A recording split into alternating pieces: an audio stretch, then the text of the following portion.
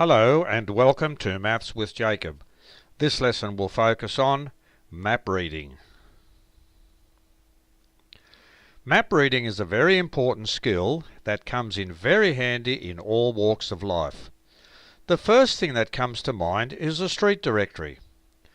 When you open a street directory, you will notice that it has two main axes. One is horizontal and the other is vertical. Each of these axes has numbers or letters on them. These help you to locate any point on a map. To locate any particular point, you do the following. Name the horizontal letter or number. That's called the first coordinate. And the word coordinate is just a fancy name for a number or a letter. The next thing you do is you name the vertical letter or number. That's called the second coordinate. And again, the word coordinate is a fancy name for a letter or a number. The intersection of these two readings will locate the desired point. Let's see how that works with this example. Okay. Name the two coordinates for each of the above four pictures. Now let's look at this first one. That looks like a tiny little house or something like that, and here it is here. See that one there? Now what we do, that's our starting point, and remember we go horizontal first, so we go 5C. Now I'll do the answer here because I've got plenty of room. 5C. So that's the first one, that's this one here. The next one is this little, it looks like a little duck. So let's have a look where the duck is. There it is there. We go to the starting point. Now we do the horizontal first. 6E. So the duck is 6E.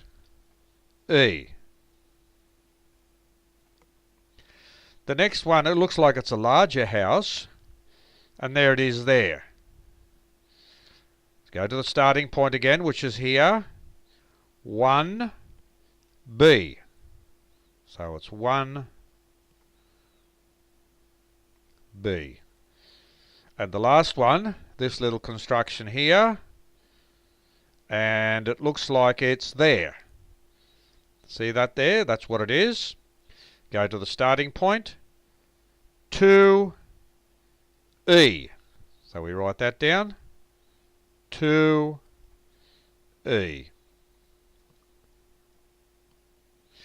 So the ones to the left, in this case they're numbers, that's the first coordinate. The one to the right is the second coordinate. When you put them together, that is a specific point, and you will locate exactly what you're looking for. Example 2. For the picture to the left, name the coordinates for each of the 8 pieces of food. Now here's Twizzles. Now sometimes you can have the coordinates up the top and to the left, or see these ones here that are up the top, sometimes they can be down the bottom also. It doesn't matter where they are. There's your starting point always. The starting point's always where these two lines intersect. So that's the starting point. So we start with Twizzles, and I'll count to 3 so you can get the answer first, and then I'll write it down. 1, 2, 3. B1. So Twizzles is B1. Ice cream. There's ice cream. I'll count to 3. 1, 2, 3. D1. So ice cream is D1. Chips. Chips is here. Go to the start. 1, 2, 3. D2. So we write D2.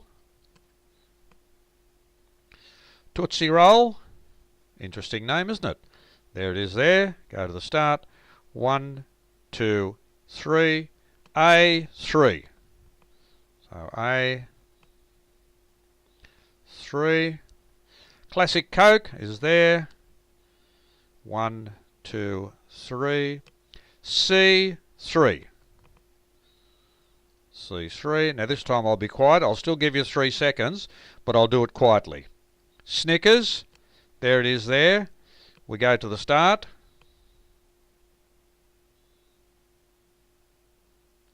D4. So we write D4. Doritos is there. Go to the start. B5. So B5. And the last one is Pizza Hut. Go to the start. E5. So it's exactly the same principle. You write the first coordinate, the second coordinate. When you take them together, that gives you a specific point. Example 3. For the above grid, answer the following questions. What are the coordinates of the 2 trees? Right, here are the 2 trees here. There's the start. I'll give you 3 seconds to put the answer down or say it, and then I'll give it to you.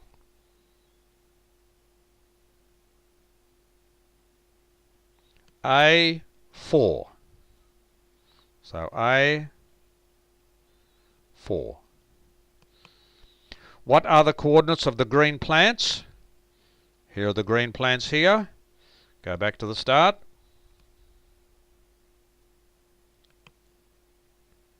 C2. C2. Applications in real life. Using coordinates is common in real life. Some examples are as follows.